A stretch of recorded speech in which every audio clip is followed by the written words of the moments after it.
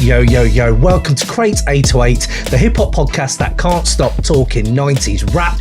And today we've got a YouTube live stream show. We do these once a month for our patrons. We call it the 808 Chamber. And today we talk the Super Bowl halftime show, we talk Kanye's new Netflix documentary, and we talk J Dilla month. 2022 February was so specially J Dilla. And yes, we're going to go in and we're going to split these up into a few different episodes so they're a bit more bite-sized for you. And first up, we have got the Super Bowl halftime reaction, Dre, Snoop, Kendrick, Mary J. Blige, and we're doing it with Yemi and John. Yemi is from the Rhymes Like Dime podcast. John is from the Notorious POD podcast. Go check those two out. And yeah, man, we're going to get into it. If you want to get involved in these live shows, though, go to patreon.com/crate808, join in the Geek Down sessions, and we get it on. So let's go without further ado. Boom. All right, sweet. Let's do it. Right. Yo, yo, yo, welcome to Crate 808. We got... Am I not doing it this time? Oh, okay. Do you know what? Fine. We should have an episode where you do it. Get back in your box, Ray. Get back in your box. Get back in your box when all you do is edit. You're just the editor. Here we go. Jack Patilo's in the mix. Evening all and morning Ray, a man who knows what time zones we play in. Yo, yo, yo, welcome to Crate 808, Jack and everyone else. Today, it's the 808th Chamber, our live stream, monthly live stream, and we've got guests on this time. It's going to be wicked. We've got John, Notorious POD, in one corner, and Yemi from Rhymes Like Dimes in the other. How are you doing, boys? All good, all good. How are you? Good. Yeah? Yemi, you good, yeah? Bless, man. Bless. How are you? All good. Yeah, man. All good. Raymond Ridge, Boom Bap Crusader over there in Perth. The only things I'll ever talk about is Boom Bap. How are you, Ray? I'm doing good. I'm doing well. I look well dressed because... What you say, yeah? There we go. I'm right there with you in the Boom Bap department. I'm right there with you. Exactly. It's the 90s. It's a 90s hip hop, and Boom Bap's the best. Yeah. There we go. I can... Yo, yo, yo, quick reminder, if you're enjoying the show, hit the like button, hit the subscribe button so you'll be kept up to date with all that we're doing. And also, man, get involved in the YouTube comments. Man, we love hearing from you fellow hip-hop heads. We love nerding out. So bring those takes and just bring that flavour, man, and we might even shout you out on the show. So yes, appreciate all the support. Now, back to the episode. I can vouch for this because Ray and I were competing on Outcast versus the Infamous, and I was fighting for the Infamous, and when Cam put in Outcast, Ray was outraged that his own selection won because he was like, how the fuck are you not picking Infamous? You're Boom Bap to the marrow, I would say, to the bone marrow. You're right in there. It's DNA, mate, with this lad. It is. Yeah. Steve Piper, exactly. Good evening, morning, gentlemen. Hello, Steve Piper, one of our new patrons, by the way. So yeah, big up to our new patron, Steve Piper. Adam was such a strong look from Adam. He didn't even put a surname on his patron, so he's just called Adam. And I feel he's from the Adam and Eve fame. He's just that Adam. All right, Adam, how are we doing? We're all right, good. Also, the original Adam. The original Adam is a patron. Yeah, his debut album's just going to be called Original Sin. That's it. Good. And then there's going to be the collab with Eve. I'm going to get in there before Ray does. I'm getting in there before Ray. That's too on the nose, that is. Right. Anyone who listens to this podcast, Ray thinks that's too on the nose. Ray, who's signposts and traffic lights, all of his traffic signs literally going to his punchlines to his jokes. Like, all right, okay, you're signaling me to that. And they were. There's an audience for it. Gotta make sure people get them, haven't you? Exactly. I think... Ray, real quick, like, non-hip-hop related, and I'm sure you've got this before. You look a lot like Tim Cahill, my guy. Yeah. Like Ray Cahill. Yeah. We call him Tim Rayhill. That's what we call him. That's good. Tim Rayhill. Obviously, I'm here in Australia, and I swear to God, no exaggeration, I get someone saying that once a week. I've been here 8 years. And I got someone saying that to me once a week. That's... Can I say this, Ray? Ray has done some stand-up comedy, and your bit about Tim Cahill, it's the when you think, right, that's work on that, like just expand that over like just hours, just Tim Cahill references. Yeah. I love it. I think it's great. But the thing is, it's funny when people know who Tim Cahill is. Like, if you don't know who Tim Cahill is, then it's Who the fuck are you talking some about? guy called, Yeah. some guy called Tim. Yeah. Did Tim Cahill play for Tranmere, or is that just in my mind? I thought he played for a team like Tranmere, but either way, Is it Norwich? I think he played for Millwall. Millwall. Yeah, It was Millwall. bloody Millwall. Everton. Oh, Tim Cahill, Millwall, like that, aren't they? Just that's the vortex of. Ugh. But yeah, sorry. No, any Millwall listeners, big up. I actually have been to the Den a few times. It's been good fun. But Steve Piper, Adam will do a cover of The Rotten Apple by Prodigy and Alchemist. Deep pulls already. The Rotten Apple by Prodigy and Alchemist. I don't even remember that cut. Stephen Piper, I like that already. I'm going to have to check that one out after. Lads, before we get in, this is supposed to be a live stream, not about Tim Cahill, funnily enough. Today's live stream, it's Dilla month. We've got to talk Dilla. We've got to talk fucking Super Bowl halftime shows. Dr. Dre, Snoop, dropping new stuff as well. And man, come on. Kanye is not off the menu, really. I don't want to talk about any of the personal stuff. I would love to just talk about the new Netflix doc, but I know where we're going to go with it, aren't we? But yeah, so before we go in, I think we have to quickly do a quick roundup. Least hip hop things in the last 24 hours. I'm going to go to Ray first because Ray should know this is coming. Yeah, my least hip hop thing was almost the most hip hop thing, but ended up being the least hip hop thing. It was 22nd of February, obviously yesterday, day before yesterday. What day is it? Yeah, yesterday. Yeah. So I was on the sofa watching, I think I was rewatching Friends or some shit. And it was about like 9:58 or something like that. And I was thinking, oh shit, this, you're thinking about, it's going to be 22 seconds past 22:22 on 22:22. Yeah. And I was like, you got to post 22 twos. No, 22 twos. 22 twos. And I just got distracted. Just forgot about it. That would have got some interactions. I was like, it's 10:30. Oh, fuck, I missed it. Oh, you're like, it's once in a lifetime. It's not going to be 22. Yo.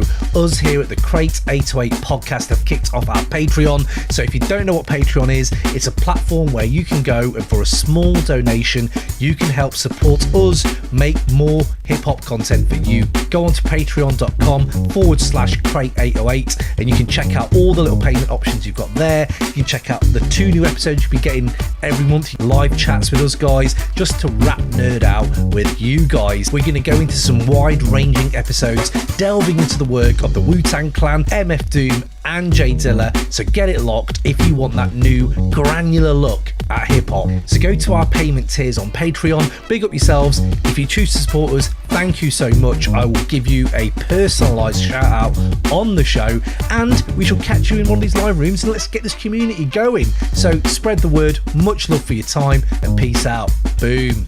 There. This is why your social media presence is not great, because you think about it, you just don't execute, mate. You need to execute. Exactly. If you'd told me, I'd have done a graphic and everything. I'd have been put it up, bang.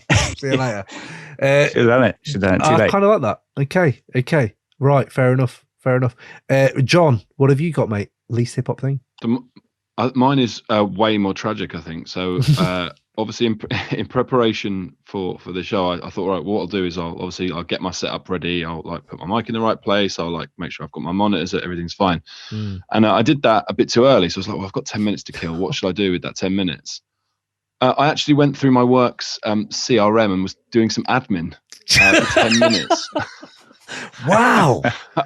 Yeah, and it wasn't even my own. It's for my team. So I'm basically doing other people's jobs at 10 to 9 midweek. What else am I doing? And I'm like, I'm really looking forward to just talking about, one of the greatest ever hip hop producers and, the Detroit sound, all that stuff. And then I'm there just going, okay, just update this spreadsheet. I respect the dedication. Me too. Yeah. I would like to work with you, I feel. You're the kind of guy about, he's done it, hasn't he? He's day off, but he's still done the admin. He's done the Excel. Well done. I like that. I like the work ethic, John. I like the work ethic. Cheers. Just what I like is that you think that's a lot of work ethic when I literally worked for 10 minutes over my. So the rest of the day I'm just fucking around. But there's 10 minutes. That's in my world though. It's that 10 minutes. It's it's not quantity. It's quality, mate. It's quality. True. Yemi, what have you got, man? Oof. I mean, something that I do and have been doing for like the last 30 days. I've been doing a lot of yoga. Shout out Yoga with Adrian. Every time I wake up, I do 20 to 30 minutes of downward facing dogs, planks, all that good stuff. Definitely feeling more flexible, which is probably the least hip hop thing anyone's ever said. And when I'm not doing yoga, I'm watching the popular Netflix series Love is Blind. Oh, it's a slow burner, but I'm enjoying it. A lot of stupid people on there. You know what I mean? Do you know the premise? I don't know. What is it? What is that? So the premise is you have about 10 single men, 10 single women. They're all in one house. And the only way they can communicate with each other is through pods in the middle of the house. So they can't see each other. All they know is the sound of their voices. Right. And they then have 4 weeks to get engaged and get married. So once they've decided who they want to marry, they go away. They start living their lives, getting to know each other. And by the end of the 4 week period, they either get married or they don't. Wow. And it just it confirms this theory that I've had for a while about relationships. And that is desperation is not hot in these streets. Now, what I mean by that is don't just fling yourself on any person that has the littlest thing in common with you. Like if your favorite color is blue and their favorite color is blue, oh, that's my husband, that's my wife. No, they're probably not the person for you. But human behavior. Yeah. Can I get that again then? Hold on. Desperation is not what? I'll need the quote again. Desperation is not hot in these streets. Right, bang, that's getting on a t-shirt. Who in the chat, if anyone can think of a better way of putting that into words, no one. That is a strong. I love that, Yemi. It makes me want to watch it, but also not want to watch it. I don't know. But love it. Love that, man. Absolutely. Also, just a quick question, because I feel like the yoga thing was like brushed over way too quick, because Russell Simmons was like mad into yoga, but it's like we can't talk about Russell anymore. No, because because of all the bad shit. But like he was, pretty hip hop, and he was pretty into his yoga. Some Rick other, Rubin? Obviously. Rick Rubin, there you go. He's yoga all over, isn't he? That lad. He's yoga all over. Yeah, he reeks of yoga. Reeks. Man reeks of it is funny though. Say that again. I completely forgot about those guys, to be fair. Thank you, John, for that. Yeah, well, there you go. Yeah, that's what John's here for, is to remind us. Useless references to has-been producers and sometimes sex offenders. Oh, God. That's what I'm here. Hey, Rick Rubin's not has-been, man. I love Rick Rubin. Yeah, I can't think of a new track he's done, actually. But I do love Rick Rubin. Been chic, though. It has been chic, to be fair. Yeah. I like it. Okay. Least hip hop thing for me. I haven't really. I've been watching. My life now is Righteous Gemstones and Euphoria at the moment, and that is kind of my those. If I have any time spare outside the podcast, I'm either watching one of those shows. I'm sure there's a few of you watching those two shows, isn't there? Righteous Gemstones. Anyone? No. Danny McBride. Eastbound and Down. I can feel it in my plums. Oh my God. I missed the beginning of that out of context. Yeah. I missed that these were shows. I just thought that you were just things you were spending your time on was just Euphoria. I was like, what fucking great hobby. Yeah, for real, bro. Hey, you need to watch Euphoria, man. I don't know. There's something about it. I'm not on that train just yet. No, is it as good as everybody says it? It depends on what you've heard, but it started with a lot of style, not a lot of substance. Or like, okay, that's a bit unfair, but not as much. It was definitely outweighed. Now it's wow. Zendaya's unreal, mate. But yeah, I'm not going to go down that one because it's one of them shows that I can't wait to see the public reaction to, because that's when the internet wins. I feel is when there's about a 4-hour period after the Euphoria episode, and there's some brilliantly great memes or brilliantly great tweets that come out after every episode. So I kind of enjoy the experience. Like 50% of the internet is now Zendaya related, isn't it? So I just rightly so. I'd vouch for more. I just avoid it, just not because she's probably very talented and great at whatever she does, but I'm not interested. I don't, like shoving this new age stuff.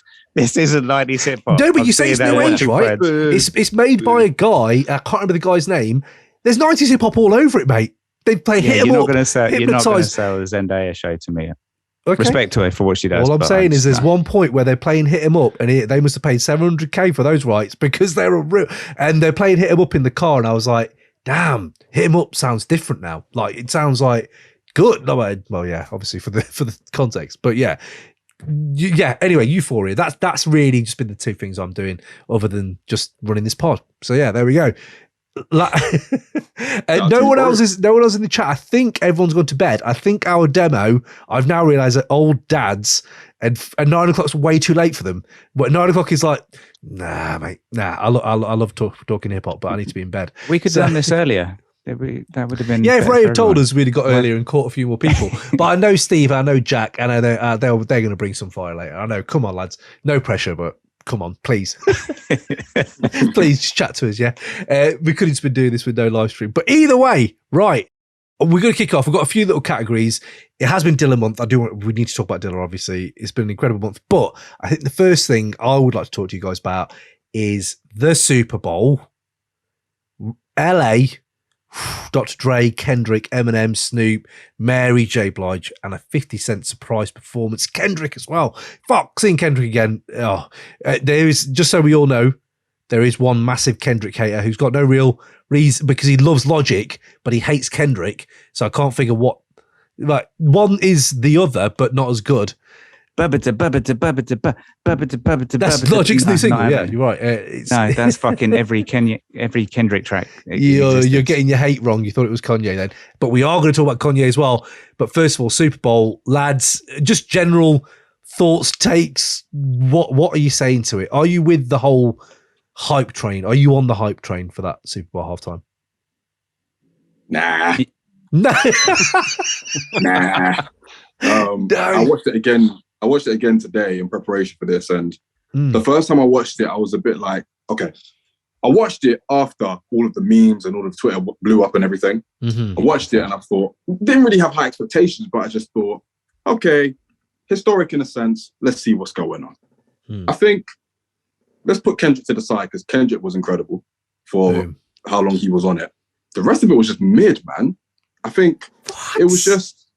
I think it was mid. Stylistically, it was cool and everything, but I guess from the start, I'm not like the biggest fan of like the Super Bowl halftime show. I'm not I'm not that guy. I don't flock to it. I only flock to it because of the names. And everyone performed okay. Like, it was cool, but it didn't wow me. I wasn't going away from that thinking, rah, that performance was like one for the record books. You know what I mean? I don't even think it was better than probably like Beyonce's from a couple years ago, or like, for me, the standard is Michael Jackson. Michael Jackson is like the standard for Super Bowl halftime shows. He made it the spectacle. So there's no way you're going to beat him. But for this year's one, I mean, I guess like 50 Cent's bit was cool too. Kendrick's bit was great. 50 Cent sounded like he was running out of breath, to be fair. He was upside down, bro. Like give him a second. He's over 40. He's upside down. No, he's got some experience at it, though. He should be. You know what I'm saying? He's got some experience in it. Like he spent a lot longer in it in 03. He spent a lot longer upside down in 03. That's what I'm saying. That's like 20 years ago. That's like me saying Ray had experience pulling loads of women 20 years ago. That is not the same Ray now. I'm not. That's an awful example. Now he's out in the. Now he's out in the black shirt. It's the shirt that made me go there. But that I'm just saying, I'm trying to give him a little. I love the fact that his head was just so full of blood. Like, it was just so bulbous because it was like, this is a lot of blood in here. I could just imagine his thought process going from like, what you want me on that? Yeah, of course I do it. You want me to hang upside down? For fuck's sake. You know, that realization that must have gone through his head, like, oh, I got to do it, haven't I? It's my biggest track. Oh, for fuck's I thought it might be the other way around, where he was really up for it, and he was, oh yeah, actually, yeah, let's do that. And then it dawned on him what that meant, and he, oh fuck, shit, actually, okay, yeah, fair enough. He looked hella uncomfortable. He didn't look like he was like enjoying that in any way, shape, or form. At least in the club video, he looks like he's having fun. This one, he was just like, get me off this right now. Can I tell you, John, I know you want to come in, but can I just say there, you're saying he's not having fun there. You know what, the thing is, it's seeped in nostalgia. We are the demo now. Yes, that we get it. That is that's what hit home more than anything, right? So the nostalgia is there, but it made me think of a moment, and Ray may remember this, when we went to see Eminem at the Milton Keynes Bowl. It was the Eminem show, and there was Westwood, Cypress Hill, Exhibit, ridiculous lineup, and it was just, pretty ridiculous show. And 50 came out as a surprise guest. I don't know, he wasn't a surprise guest. He came out, but he had the biggest smile on his face in like 03 this is, and he had this what was that basketball jersey, a throwback on, and he launched it, and my mate was a big NBA head. He was like, that's that worth like $600. He just lobbed that right into the crowd, but he was so happy when he came out and energy, and I loved 50 after that more, because I thought he just seemed like a little kid. Like, he couldn't believe he was playing such a massive venue in the UK. And then seeing him on this, it just brought back those memories for me, where I was like, yeah, he doesn't look the same joyousness, but fuck, it's good to see 50 on the same stage as M and Dre. I don't know. There was something about that, just a moment of it. Do you know what I mean? What were you going to say, John?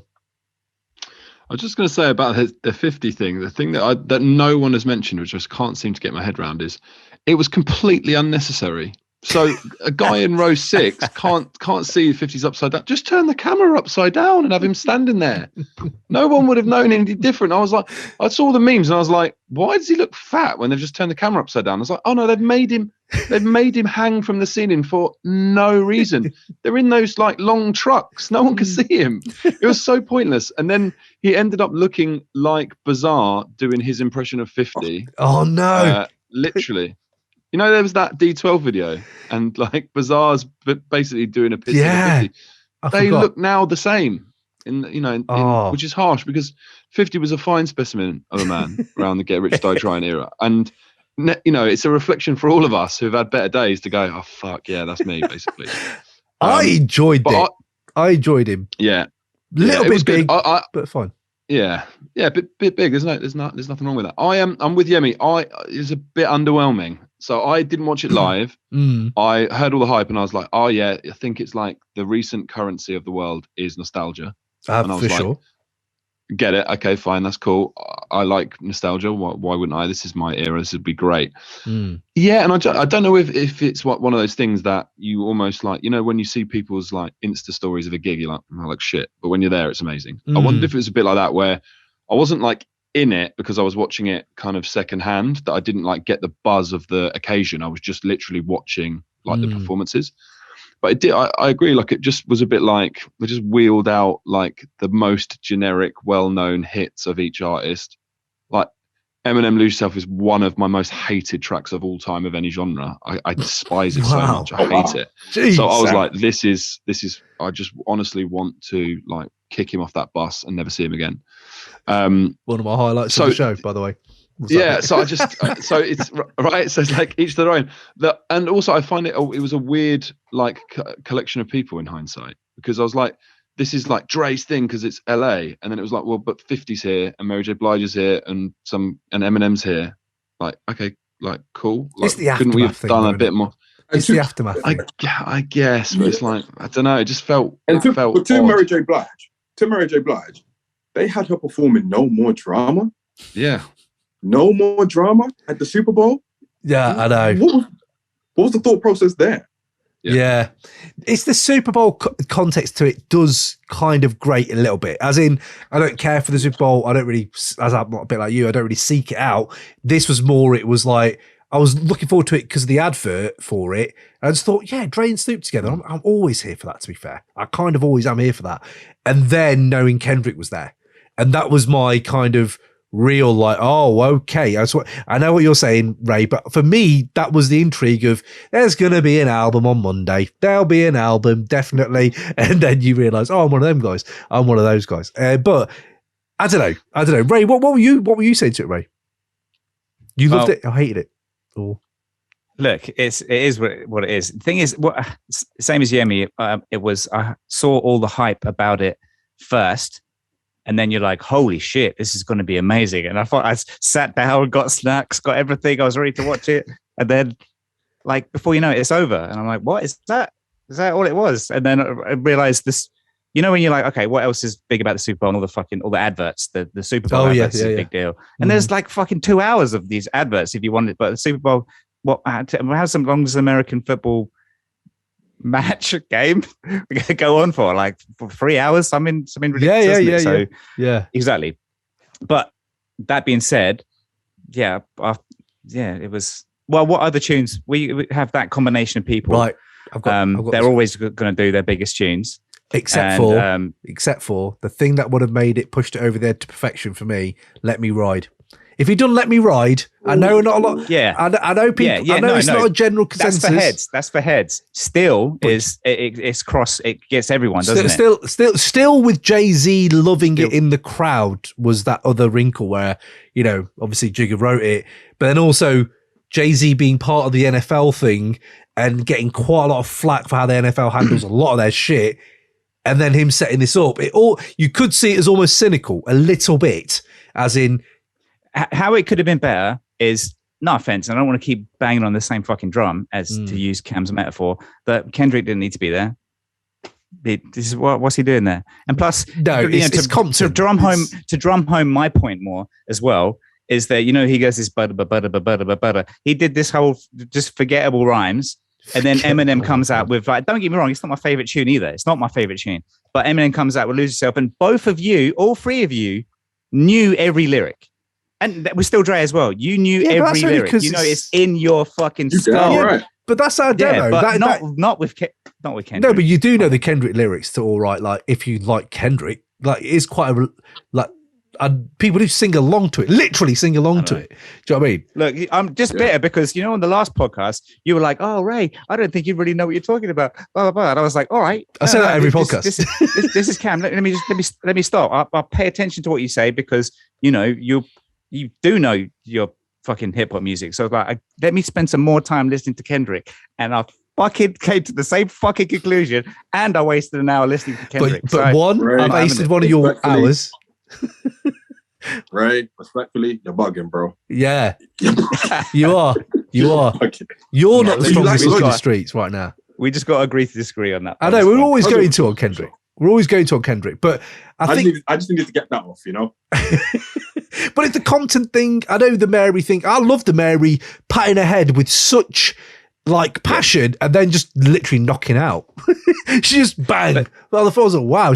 That honestly, just coming from my perspective, we've had that on rewind. My little kid loves it. Like he's singing all right with me. He's loving the din din, the Dre thing.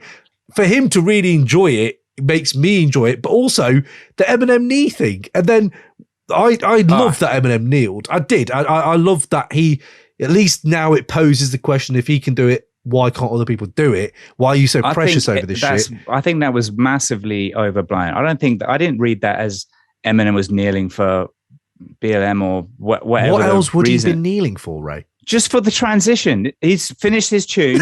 Where's he going to go? He's on top of a bus, kneel down, and then Dre can take over. I don't.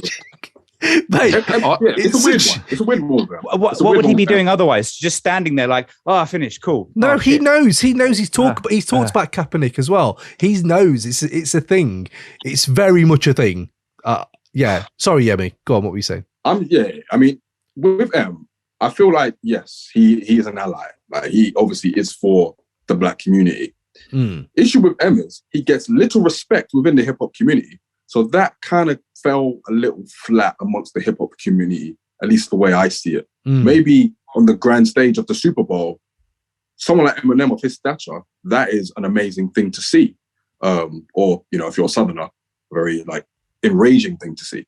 But, it kind of fell flat for me too. I'm not going to lie. I thought it was him doing it and then Dre doing the riff of I Ain't Mad At You. And that weird, because it really hit me. I'm not going to lie, because Pac should be on that stage and he just isn't. Yeah. He can't be. He can't be on that stage. He's that missing one, right? Exactly. And I Ain't Mad At You is the riff. And I don't know, obviously he played it, was there a meaning to the song, but it just felt mad that M's kneeling, making a statement, Dre's next to him and he's playing a Pac track. and it all hit it all hit at the same time. Where I was like, "Fuck, Pac would have loved that what Em's doing right now," or Pac would have done something simple similar if he was around. I hope, if he was about. And I think it's this weird moment of like, "Fuck, we have lost shitloads of people," which you could dwell on or not dwell on, but it is when those little moments happen, those little flourishes in the performance happen. I think it's thought out. Comments is blowing up. You should. Yeah, let's have a look. Sorry, yeah, man, shit, I haven't jumped in. Let me have a look. Right, Jack. Oh, here we go. There's a few people who've jumped on. Jack, I'm just pleased we didn't get the hologram. Me too, mate. I thought that was coming. Same. Yeah, that was coming. Also, forgot about Dre transition from Kendrick was great. I thought so as well. The forgot about Dre thing, yeah, absolutely brilliant. Steve Piper, I was also a little bit underwhelmed, but it was good to see hip hop finally getting some recognition in a Super Bowl show. Jack, I liked it, but you're only going to get 15 minutes. 6 artists, too many to do everyone justice. Fair play. Free Music Empire's in the room. Boom. How you doing, man? Anderson .Paak should do more drumming and less rapping, singing in the future. That's a big take. I loved his I love Anderson .Paak, so it hurts reading that, but you have a say. It's funny though. Agree. Funny. I know, mate. I really, and I hate Bruno Mars, but fuck me, Smoking Out the Window, and there's some tracks them two have done together. But anyway, you didn't like Silk Sonic? No, I loved it. That's the problem. I hate Bruno Mars, but I loved that. I was like, fuck, I like Bruno Mars now. Shit, I guess. Literally, you're driving and it hits you. You think, oh, all right, okay. And then you kind of just come to send, oh, all right, then fair enough. I like Bruno Mars now. Jack, I'm with you, Steve. It's great to see hip hop. Yeah, it is great to see hip hop represented. I'm Just Bitter is a great Ray t-shirt. I'm Just Bitter. That's cool. Yeah, I'm up for that. Yeah, so right. Right. Okay. No, fair enough. I enjoyed. I am on the hype train. I really enjoyed it. I thought, yeah, this is finally hip hop. I don't know. I said it on a tweet, and I'm going to say it on here now. But I just remember when people used to fucking rinse me for liking hip hop, and it's like, fuck you. You've had the Who, you've had all you like, you know what I mean? Like Coldplay halftime performance. Who thinks that? I don't even know what that's like. Like, come on, that's the most porridge halftime performance ever. Like, Jesus, just oats and water. You people are sleeping on Coldplay's first 2 albums, man. Sleeping on Coldplay. First album was great. I agree. Halftime show. Come on, man. You're supposed to be hyping these. Focus. Not making. Focus. Okay. You're right. Absolutely. Okay. I think with final point on the Super Bowl, I feel like the significance far outweighed the actual execution. Yeah. I think people might be, not necessarily you can, but people are getting swept under the significance rather than what they saw on the screen. Yeah, fair enough. But I agree with John. If I was actually there, then I probably would have loved it, and I probably wouldn't be able to stop shutting up about it. So I guess as a consumer, I'm kind of aware of the fact that, okay, yeah, hip hop's here. It's where with hip hop's come all this way, this whole pageantry. But there's an exactly way up to what we actually saw. Yeah, which is fair enough. That's a fair statement. Yeah, absolutely. There's a whole bigger picture, but yeah. One line that kind of take away from it was, the Dre's update of, I've been in the game for 30 years making rap tunes. Yeah. That was the one kind of pickup I took away from it was because, a bit, he was when it came out, it was like, I've been in the game for 10 years making rap tunes. And it was already like him coming back from. Yeah. That's what I mean. This wasn't really coming back. It's just Death Row moment, wasn't it? But to now do that and then be 30 years and like, fuck. And we're going to go on to his tunes because he's still fucking bringing the heat. Okay. We can talk about the new Snoop and new Dre stuff. I was going to just quick mention for M's kicks though, because I noticed them soon as he jumped out. Those kicks, I was like, oh, custom made I don't know if they were Nike Jordans, look like Jordans to me, but I did really enjoy the kicks. So shout out to the kicks. And also enjoyed everyone massively upset that Snoop was having a J before he performed. And the best tweet was just some guy saying, all caps, oh no, not Snoop. And that just summed it up. It was like, oh no, Snoop, what are you doing, man? Yeah, that whole thing. He betrayed us. Performance enhancing. But also, drugs. you don't know what he was smoking.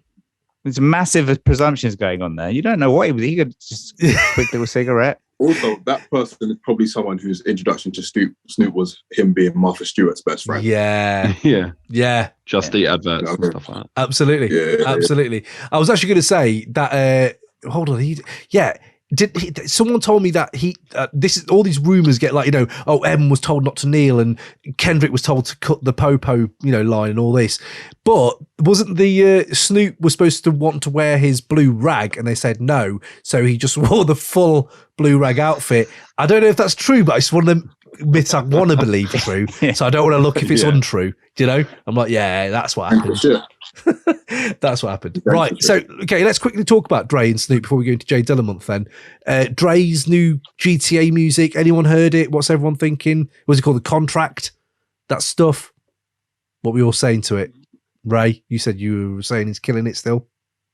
Yeah. Look, not all of them are amazing. There's a track with Eminem, and Eminem's basically already dropped the line of the year. If not, just verse of the year on that, and it's Eminem doing a different flow, and he's not doing a different flow, crazy or super fast or anything. He's just like kind of chilled out. It's like he could be sitting down, just like just saying it slowly, and it's like talks about, I can't remember. Look, I haven't got the line written down, but just about, oh wait, hang on, just have God is my alias. So if I don't have faith in me, it basically makes me an atheist. Oh my God. Okay. That's it. We're done. We're done here now. Thanks. That's the guys. I'm gonna have to let the dust settle on that one. I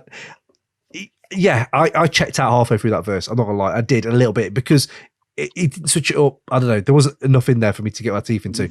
I thought it was decent. I don't know if I want to go back to much of them. That's my worry with these ones. They seem like, I don't know, it feels a bit like Compton a little bit. Like, I haven't really revisited Compton too much. I don't know that if I'm on my own there. I'm with you, Cam. I feel like it's good music. Like all of these tunes, it's good music. Clearly, Dr. Dre still got it, but they're throwaway. Like there's nothing to them. I liked the tune with Nipsey Hussle. My favorite. I like that one. Yeah, which makes me feel kind of bad that saying a Nipsey Hussle song is a throwaway, but his worst didn't necessarily need to be on there, for being very honest with you. And M was just being Eminem. Who else was on there? Greatest rapper of all time. Yeah, probably was, wasn't it? Yeah. I'm gonna send you a video, Ray, of 1 hour straight of people just ripping Eminem. It's the funniest shit you'll ever see. Ray's worst. Ray would watch it for, I reckon, 90 seconds tops. So, I mean, he is easily rippable. Oh, absolutely, yeah. John, have you listened to it? I haven't, and actually I think you guys kind of touched on something, probably the reason why I haven't, which is that I feel like a lot of music in general, and I won't just put hip hop in this, is quite disposable, and that you can just like miss it, and actually that's fine. And actually in a month, no one will give a shit about this album, and it won't matter that I didn't listen to it. And I think that's not to Yemi's point. It's not about the quality of the music even. It's just the sort of disposable nature of how we consume music these days. That like great artists, great musicians don't need to like really take time like producing an album for people to consume. They just pump out stuff whenever.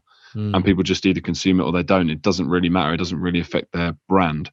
And like, it just doesn't resonate. And so it's so like rare now that I like listen to a whole project and I'm like in that project for like weeks and weeks and weeks, listening. It just doesn't, it's so rare now that I'd ever get to that point. So I think this is just like a symptom of the way the music like industry has changed, that I do miss projects like this and just go, oh, fine, I'll get to it whenever.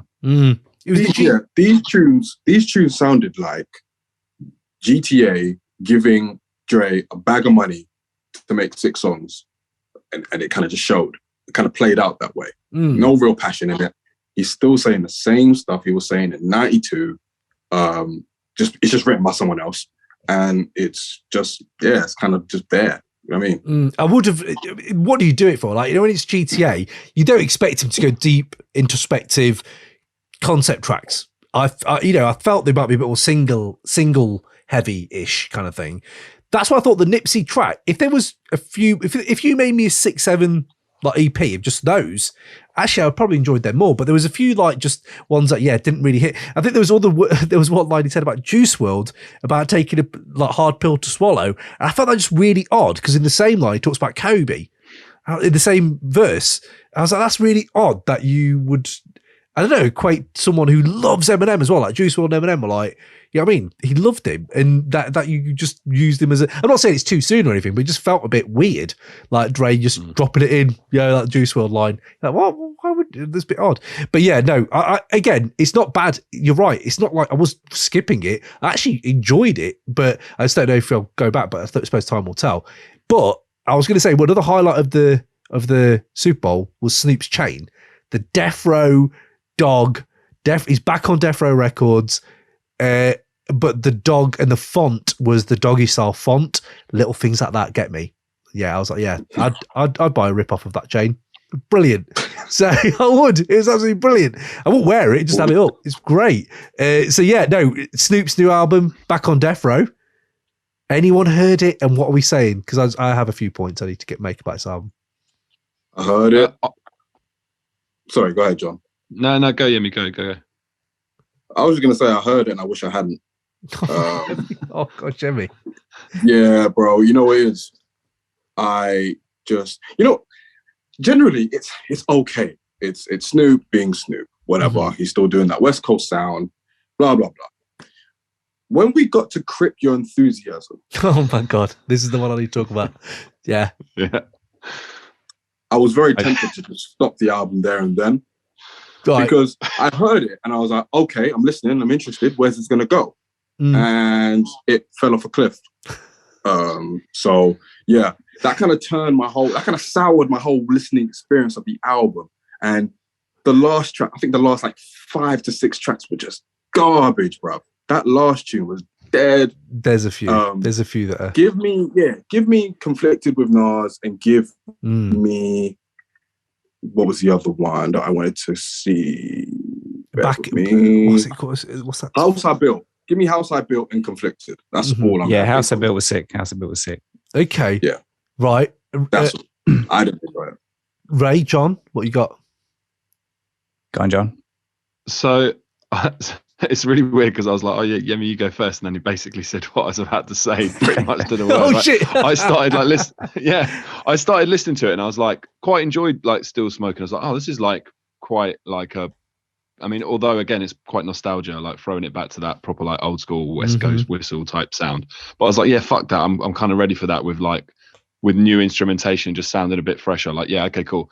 And then like the first couple of tracks, like Gunsmoke was like fine. Coming Back was fine. Sandwich Bag was fine. I was like, this is all right. I was like, this is quite good.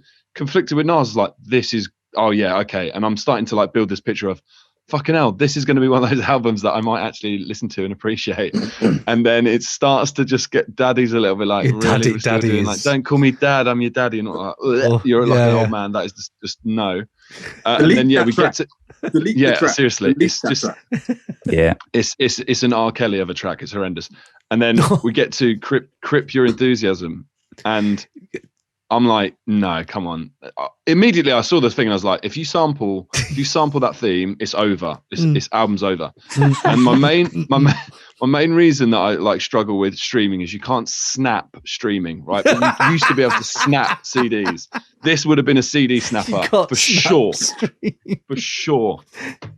Fucking trash, absolute trash. And I just was like, no, stop. That's mental. So I went back to my hip hop boom bap bangers and just were like, tried to cleanse myself. It was the equivalent of like a hot shower. I was like, fuck, I need that off my skin. Get away from me. I'm gonna be awful here, but I really enjoyed it. I really enjoyed that track. I enjoyed it as well. Yeah. there's just this kind of, it's almost this weird, the audacity of it.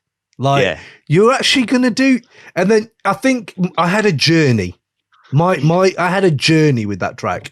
Like started same as John. Like no, you're not. Oh, you are though. Yeah. Oh, okay, right, okay. And then that's the weird thing, Yemi. For me, it went the other way. It started off the cliff. I was like, this is what and the bounced straight back up. And then and then he's got this blimp ride to the top. I was like, whoa, actually, hold on. By the end of it, I was like, oh fuck it, yeah, it's a guilty pleasure. It's not going on the Bangers playlist. No, but I reluctantly enjoyed it.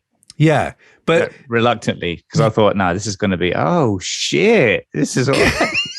It's kind of good awful, isn't it? It's good awful. But I can't lie. I'm not going to lie. When I heard the intro, And I know it's a very easy sell. It's fan service right there. But just the way he talks when he comes in on that album, I had a big smile on my face, just back on death row, and then bang, play the old hits whilst I rhyme some new rhymes on top. I almost wish it ended there. I almost wish that was the album in a weird way. You know what I mean? He's just like, oh, just do this maybe for 5 well, I think tracks. Again, tracks. just like the Super Bowl, with this album, the sentiment is greater than the actual execution. Yeah. Like on Death Row. It starts with Death Row. It ends with Suge Knight's famous quote, "Come to Death Row." There's no real, other than that, it's just another Snoop Dogg album of him just doing the same things that he's been doing for so long. And after a while, it's just like, yeah, I get you, Snoop, you're amazing, you're Snoop, and you're a legend, but yeah, need more still. What? So would you? I hear they're teasing a Bad Boy collab. There could be a big nostalgia tour. I don't know. I'd love to see Raid Afro Puffs. Let's go. I'm here for that live. But I don't know what are we a bit down on the whole Snoop's back at Death Row, or do we think he could actually do something? Well, we'll see what he does. Yeah, I mean, it's the potential. But I didn't enjoy the whole album. There's a lot of fucking dog shit on here. This is the most appropriate phrase for fucking Snoop. Yeah, true. Yeah, but it's there are a couple of tracks that I thought were pretty incredible, and that Sandwich Bag is like this was that, like, I thought it was like quite poignant how he's like, I'm busy fucking the globe, I don't need protection. But his first track that we all knew him from was like, she could be earning a man, learning a man at the same time, burning a man. You know, basically talking about ain't no pussy good enough to get burnt while I'm up in it. Like, he's talking about wearing protection, and then he's bringing out this tune now. It's like, I don't need protection. I was just fucking bitches. Now I'm fucking the whole world, and I don't need protection. Yeah, that progression is like, it's come a long way. Fair play to it. Literally, I mean, it's a bit weird because we're in the world, and what's he doing? But and then House I Built by Hit Boy was like ridiculous. I feel like he kind of shoehorned the whole. So he's got that opening lyric of what is it? Walking through my sandbox with flip flops on. This reminds me of a hip hop song. A little bit cheesy, but quite Snoop. But like, he's got that opening where he's like, "Yeah, how much is my sandbox worth?" And he said it because obviously his first line is that. But whoever he's speaking to is like, "Oh, do you mean it's not a sandbox? It's not called a sandbox. Do you mean sand token? Sand token? Is that what you mean?" He's like, "Sandbox. Sandbox. My first line is sandbox." Like, all right, fine. You really got into it. You shoehorned this in.